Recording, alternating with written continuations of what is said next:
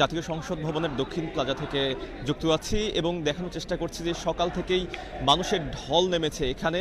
দর্শককে একটু হাদির খবর দিয়ে শুরু করতে চাই। হাদিকে শহীদ সোহরাওয়ার্দী মেডিকেল কলেজে নেওয়া হয়েছে ফরেন্সিক মেডিসিন ডিপার্টমেন্টে। সেখানে তার যাবতীয় কার্যক্রম শেষে ঠিক এই মানিক মিয়া এভিনিউয়ে তাকে তার জানাজার জন্য আবার নিয়ে আসা হবে।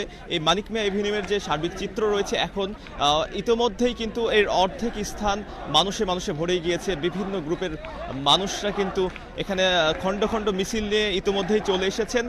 আর কিছুক্ষণের মধ্যেই আমরা ধারণা করছি যে এই মানিক মিয়া এভিনিউ পরিপূর্ণভাবে পূর্ণ হয়ে যাবে তার নির্দিষ্ট সময়ের আগেই। এখানে এসে আমরা দেখতে পেয়েছি যে কঠোর যে নিরাপত্তা বলাই সেই নিরাপত্তা বেষ্টনী তৈরি করা হয়েছে।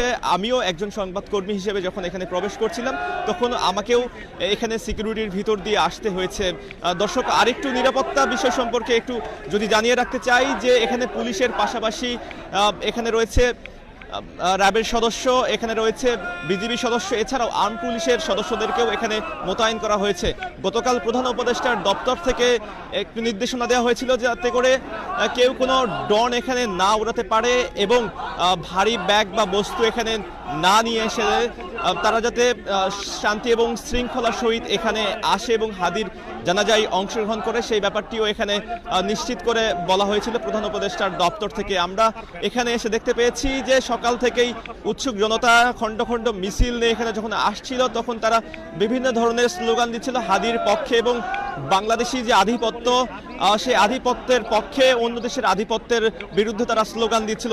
যেমন আমার পেছনে দর্শক আপনারা দেখতে পাচ্ছেন যে তারা এখানে খণ্ড খণ্ড যে মিছিল নিয়ে আসছে। আমি যদি একটু দেখাতে চাই আপনাদেরকে, এই খণ্ড খণ্ড মিছিল নিয়ে তারা বিভিন্ন ধরনের স্লোগান দিয়ে যাচ্ছে। এই স্লোগানে তারা হাদির যে আদর্শ রয়েছে সেই আদর্শকে লালন করার যে প্রত্যয় সেই প্রত্যয় এখানে ব্যক্ত করছেন এবং তারা বলছেন যে এই হাদিরা যুগে যুগে এখানে আসে, বাংলার মাটিতে অবতীর্ণ হয় এবং তারপরেই তারা কখনো জন্ম হনে তাদের যে আদর্শ সেই আদর্শ রেখে যান।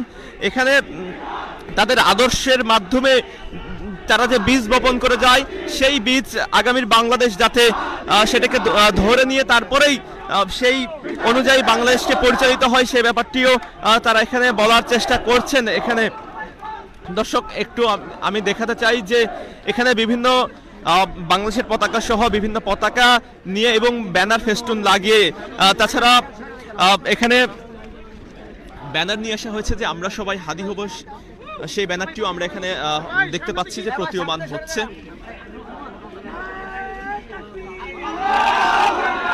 সামনে থেকে সরে যাব।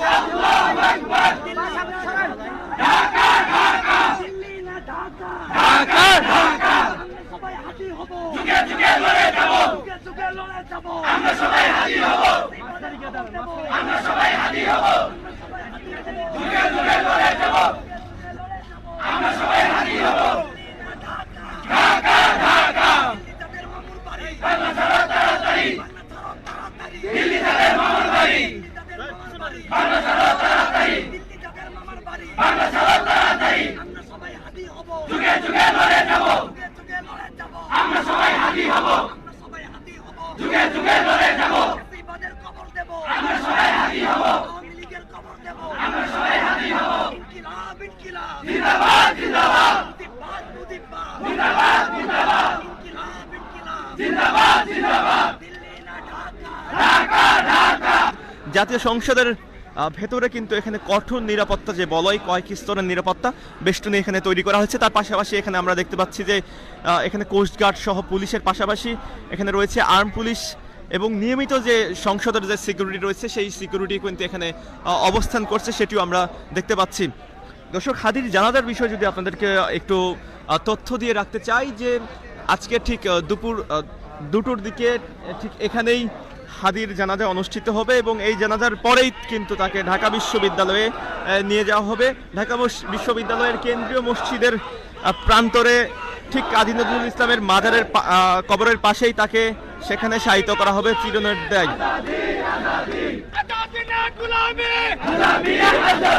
আমার ভাই হাজি বলল কেন, প্রশাসন জবাব দেয়, হাজি ভাই বলল কেন, প্রশাসন জবাব দেয়, জবাব দেয়, আল্লাহু আকবার, ইনকিলাব ইনকিলাব জিন্দাবাদ জিন্দাবাদ জিন্দাবাদ জিন্দাবাদ জিন্দাবাদ